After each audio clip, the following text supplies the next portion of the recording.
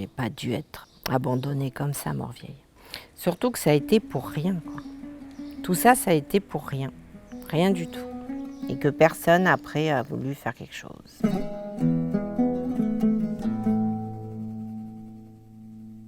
C'était magique, quelle que soit la saison. C'était pratiquement un grand amphithéâtre, c'était tout ça.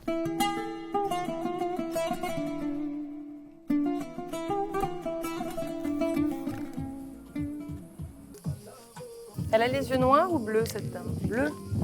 Bleu profond. Laser.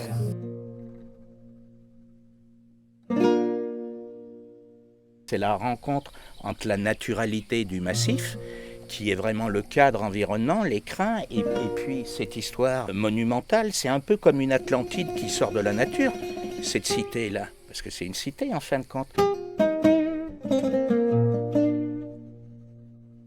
C'est tout un ensemble en fait ici, de morceaux qui viennent s'assembler d'une manière, non pas comme un puzzle, mais vraiment dans un assemblage totalement naturel et qui est tout à fait spécifique, c'est inédit.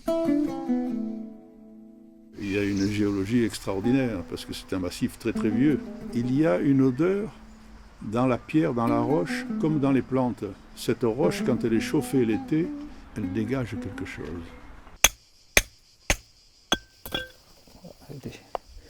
Du quartz grillé, cette jolie fluorine violette. Incroyable, incroyable. Le monde qu'il y a dedans. Regarde celle-là, là. Tiens, prends un exemple de celle-là.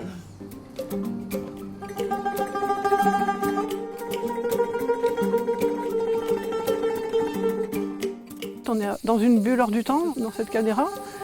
On est à l'abri des bruits de la ville, en fait.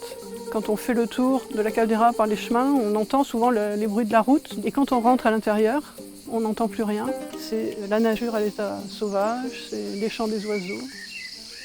C'est ça qui est vraiment exceptionnel.